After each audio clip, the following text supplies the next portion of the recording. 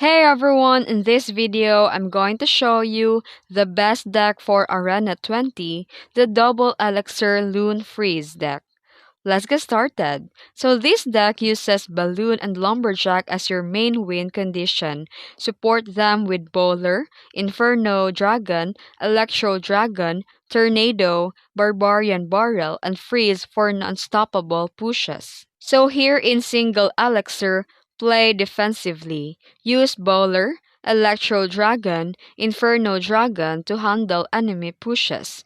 While in double Elixir, go all in. Push with Balloon and Lumberjack. Use Freeze at the tower and let Tornado and Bowler clean up swarms. Inferno Dragon melts tanks while Electro Dragon stuns support troops. Barbarian Barrel cycles and chips damage. Timing Freeze is the key. And always punish overcommitments.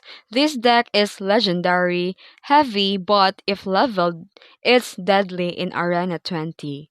Try this deck now, dominate the tower, and have fun. If you found this video helpful, don't forget to like and subscribe for more tutorials.